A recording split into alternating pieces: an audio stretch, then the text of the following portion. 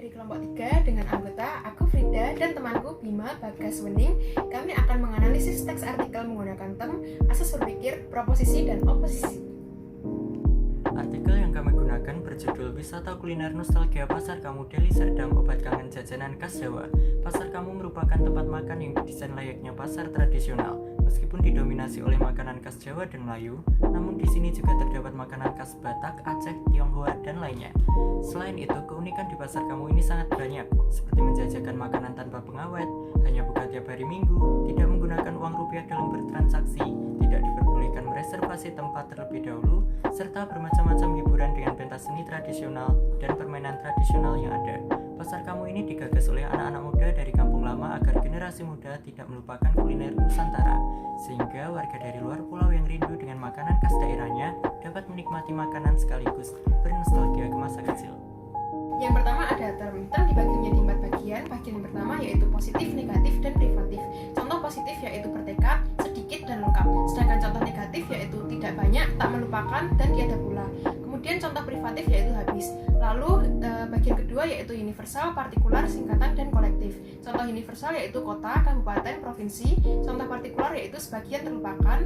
Dan kemudian singkatan dibagi menjadi 2, nama unik dan nama diri. Nama unik contohnya Tempu dan nama diri contohnya Kota Medan. Kemudian kolektif contohnya jajanan tradisional dan pasar kuliner. Di bagian yang ketiga yaitu konkret dan abstrak. Contoh konkret yaitu pasar, uang rupiah, serta pedagang. Contoh abstrak yaitu kebenaran dan kecintaan. Lalu bagian yang terakhir yaitu univoc, equivoc, analog, dan ambigu.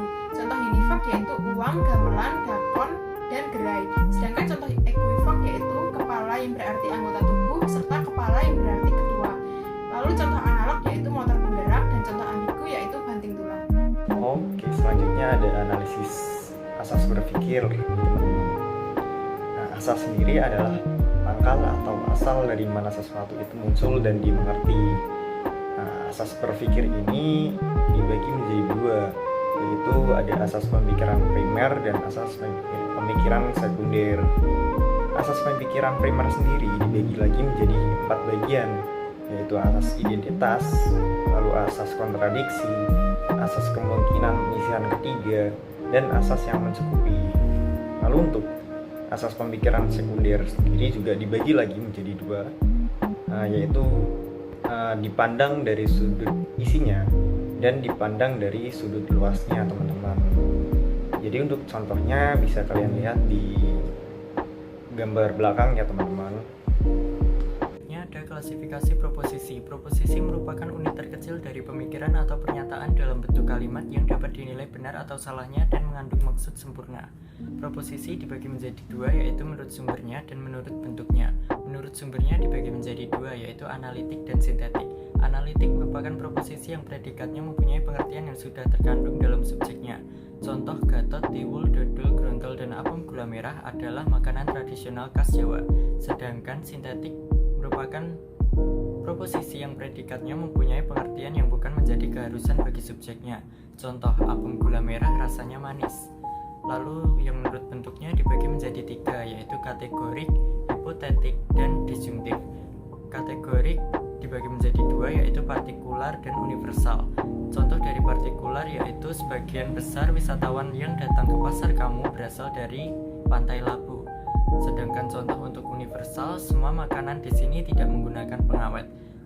Lalu untuk contoh hipotetik, jika Rita datang pukul 11 siang, maka Rita akan kehabisan makanan di pasar Kamu. Sedangkan contoh disjungtif, para pengunjung harus menukarkan dulu uang rupiahnya di gerai atau ke konter pembayaran.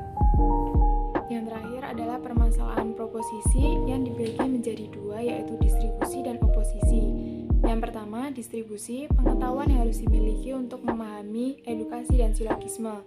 Ada denotasi tertebar, yaitu A. Universal positif, semua makanan menggunakan pengawet, dan E. Universal negatif, semua makanan tidak menggunakan pengawet. Serta tidak tertebar, melingkupi sebagian denotasi, yaitu I. Sebagian makanan menggunakan pengawet, dan O. Sebagian makanan tidak menggunakan pengawet. Yang kedua, ada oposisi, menentukan kebenaran dari 2 pernyataan yang berlawanan. Ada nama cam, yaitu